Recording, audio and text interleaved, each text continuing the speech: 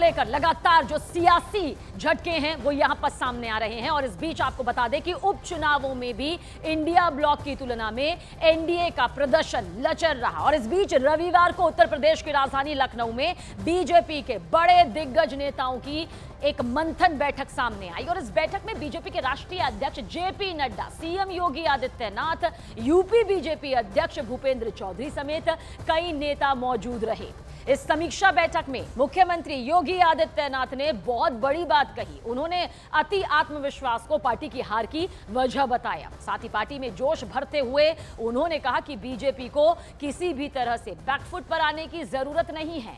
इस दौरान सीएम योगी आदित्यनाथ ने यह भी कहा कि यूपी उपचुनाव में बीजेपी सभी 10 की 10 सीटें जीतने जा रही है, लेकिन आत्मविश्वास वर्सेस अति आत्मविश्वास के बीच की लकीर को सीएम योगी आदित्यनाथ ने जरूर समझाया। आत्मविश्वास में कि हम तो जीत ही रहे हैं, तो स्वाभाविक रूप से वहां पर कहीं ना कहीं हमें खामियाजा भी भुगतना पड़ता है।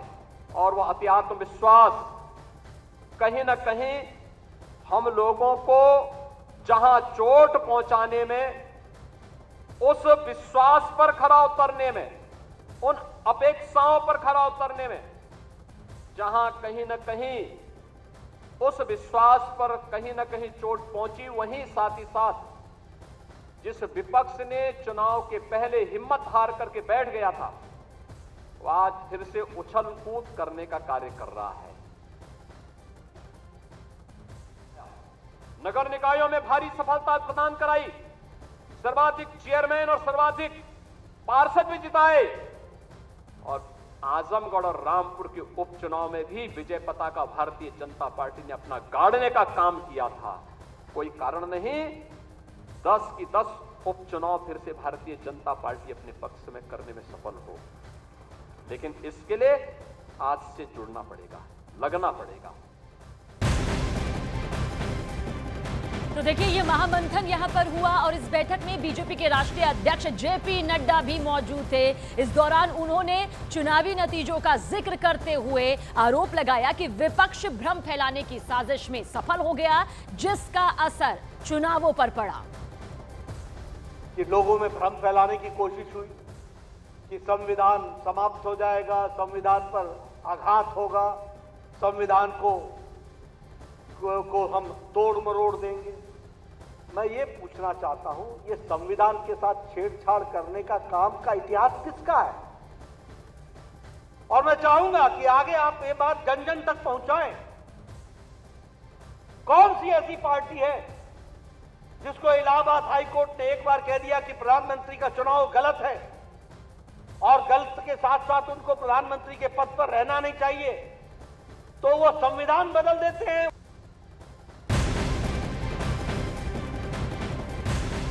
और देखिए, इस दौरान यूपी के पूर्व डिप्टी सीएम और बीजेपी नेता दिनेश शर्मा ने कहा कि अगले चुनाव में कोई कोर कसर नहीं छोड़ी जाएगी। पार्टी अगले चुनाव 3/4 वोटों से जीत हासिल करेगी। और मैं मानता हूं कि बीजेपी एक कैडर बेस्ड पार्टी है। चुनाव के नतीजे अच्छे होते हैं तो भी, और जो कुछ कम अच्छे होते हैं तो भी वो अपनी समीक्षा भी करती है और सीखती भी है। और अब की सीखा ये है कि 2027 में कहीं कमी नहीं होगी और हम 2/3 से नहीं 3/4 से चुनाव जीतेंगे।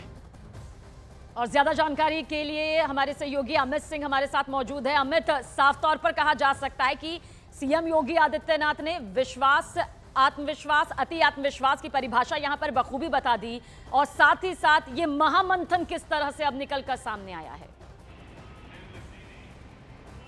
जी हाँ, बिल्कुल। देखिए, एक दिन का कार्य समिति की बैठक थी और इस बैठक में जब मुख्यमंत्री योगी आदित्यनाथ ने बोलना शुरू किया तो जाहिर तौर पे मुख्यमंत्री योगी आदित्यनाथ सूबे के मुख्यमंत्री हैं, उन्होंने पूरा डेटा कलेक्ट किया होगा।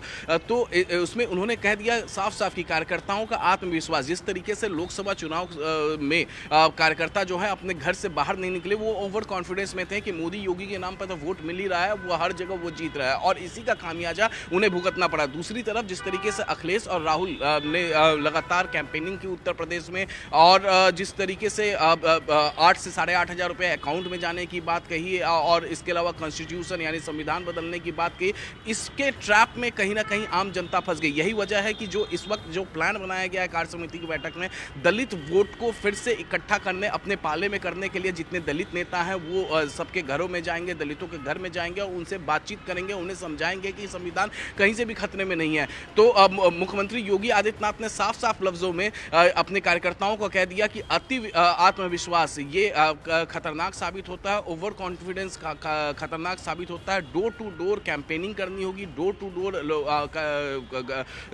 वोटरों के घर जाना पड़ेगा, उनको पार्टी के नीतियों को समझाना पड़ेगा, क्योंकि जिस तरीके से लोकसभा चुनाव से पहले उपचुनाव हुए रामपुर में, उससे पहले जो महापौर के इलेक्शन हुए, उस सब में बीजेपी भारी बहुमत से जीती थी। उसके विपरीत लोकसभा चुनाव में नंबर 2 की पार्टी हो गई उत्तर प्रदेश में, जो हमेशा नंबर 1 की पार्टी होती थी। तो इस बारे में चिंतन शिविर में लंबी चर्चाएं और अमित, हौसला अफजाई भी इस दौरान वो करते नजर आए, क्योंकि उन्होंने साफ तौर पर कहा कि बैकफुट पर जाने की जरूरत नहीं है, एकजुटता और एकाग्रता के साथ आगे बढ़ने की जरूरत है, क्योंकि ये जानते हैं सीएम योगी आदित्यनाथ बखूबी कि ये वही कार्यकर्ता हैं, ये वही समर्थक हैं जो कि जीत की सबसे बड़ी पूंजी है, और इनका आगे हौसले के साथ और विश्वास के साथ ही बढ़ना जरूरी है।